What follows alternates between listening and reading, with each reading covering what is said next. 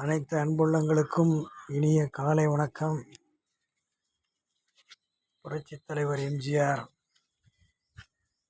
புரட்சித் தலைவர் அம்மா இருவரையும் வணங்கி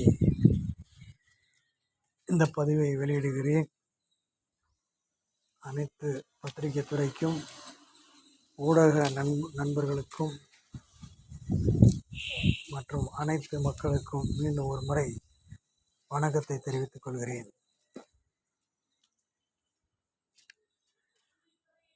இன்றைக்கு அரசியல் பதிவு என்னவென்றால், முதல்ல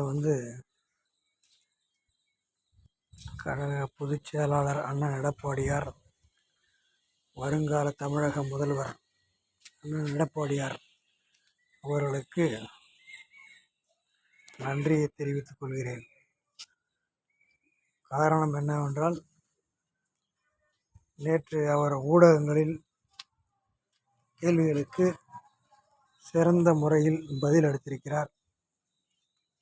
அதை அனைத்து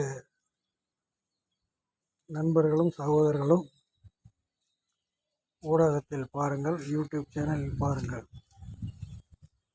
அவர் கூறியிருக்கிற கருத்துக்களை நன்றாக கவனியுங்கள். குறிப்பாக இன்றைக்கி நம்ம பேச போகிறது ஒரு மூணே பாயிண்ட் தான்.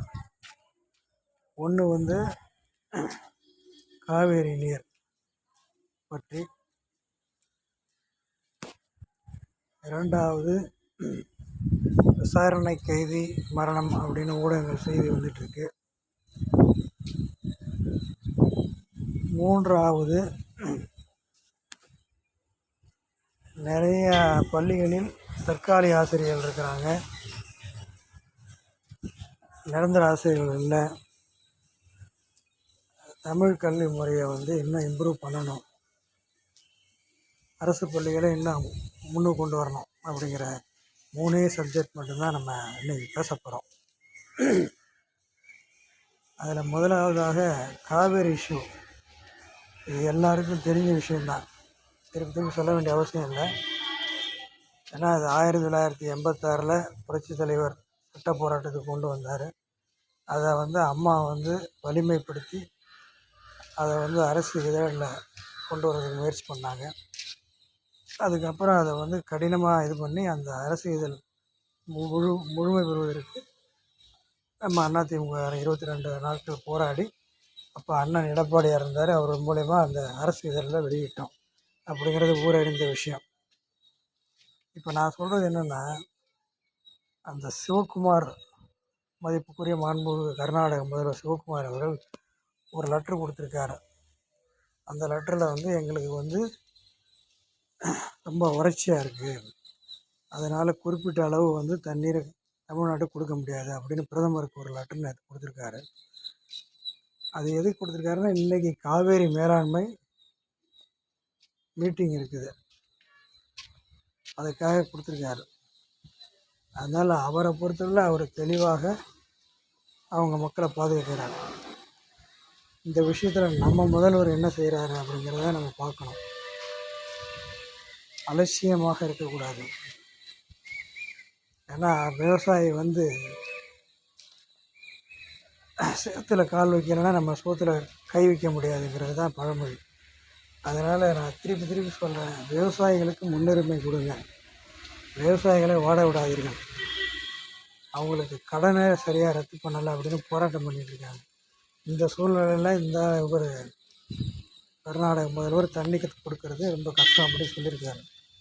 அதனால் எல்லோரும் ஒருங்கிணைந்து இதற்கு ஒரு முடிவு எடுத்து விரைவில் அந்த விவசாயிகளுக்கு தண்ணீர் வருவதற்கு பண்ணுங்க. ஏன்னா அதிமுக ஆட்சி காலத்தில் தான் அந்த காவேரியை சிறந்த முறையில் கையாண்டிருக்காங்க. ஏன்னா புரட்சி தலைவர் இருக்கும் பொழுதே இதை சட்ட வடிவுக்கு கொண்டு வரணும் முயற்சி பண்ணி அம்மா மூலிமா அதுக்கப்புறம் அண்ணன் எடப்பாடியார் மூலிமா எல்லாம் முடிஞ்சு எல்லாம் இப்போ இருக்குது. அதனால் இதுக்கு நேற்று தெளிவாக பதில் கொடுத்துருக்காரு. 177.25 டிஎம்சி தண்ணீர் விடணும். வருஷம் நம்ம போராடி தான் வாங்க வேண்டியதாக இருக்குது. அதனால் இன்றைக்கி தேதி 15 ஆகிடுச்சு. வானம் பொய்த்து போயிடுச்சு. இந்த வருஷம் அதிகமாக மழையும் இல்லை. அதனால் இதுக்கு ஒரு முடிவு எடுக்கணும் அப்படின்னு தமிழக முதல்வர் அவர்களை கேட்டுக்கொள்கிறேன். ரெண்டாவது இந்த விசாரணை கைது சபரிவர்மன் ஒருத்தர். அவர் கஞ்சா கடத்தலில் மாற்றுத்திறனாளி. அவரை கொலை பண்ணிட்டாங்க, விசாரணையிலே கொலை பண்ணிட்டாங்க அப்படின்னு ஊடக செய்திகள் வருகிறது.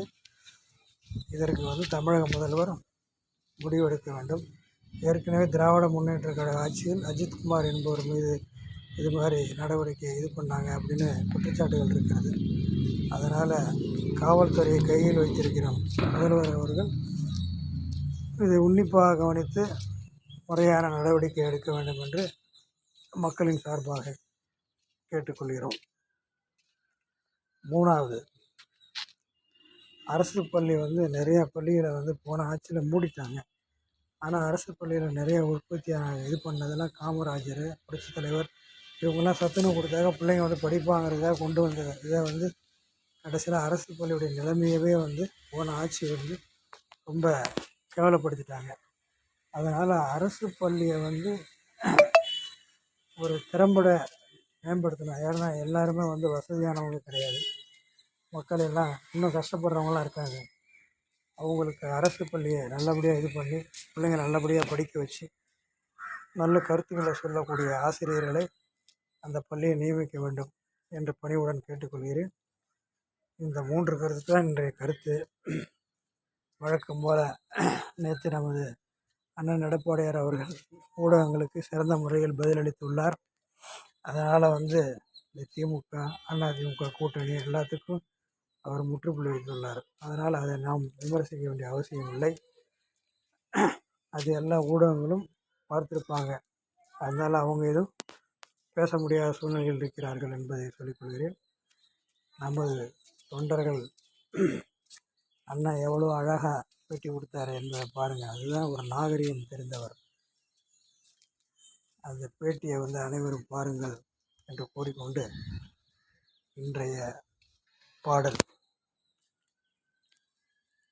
என்னன்னாக்க,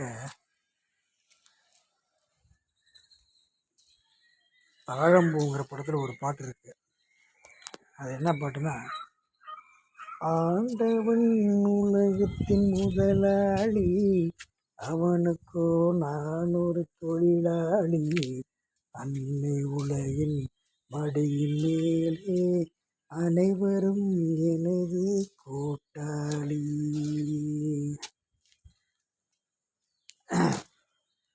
அருமையான பாடல் அந்த பாடல். அதில் என்ன சொல்கிறாருன்னா, எல்லாத்துக்கும் முதலாளி கடவுள் தான். நம்ம ஒரு கருவி தான். அந்த கருவியை நம்ம செயல்பட்டு இருக்கிறோம். அதனால் அந்த கருவி செய்யக்கூடிய வேலைகளை சரியாக செய்தால் எல்லாம் நன்றாக இருக்குங்கிறது அந்த பாட்டுடைய கருத்து. அதனால் நம்முடைய பணியை, மக்கள் தொண்டை சிறப்பாக அனைத்து இந்திய அண்ணா திராவிட முன்னேற்ற கழகத்தின் மூலம் செய்து கொண்டு இருப்போம்.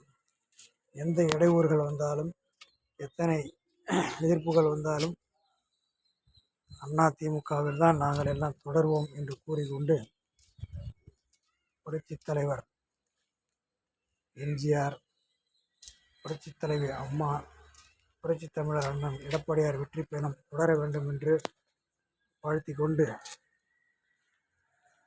இந்த வீடியோவை பதிவிடுகிறேன். இப்படிக்கு உங்கள் அன்பு சகோதரன் பி. மாரியப்பன். நன்றி, வணக்கம்.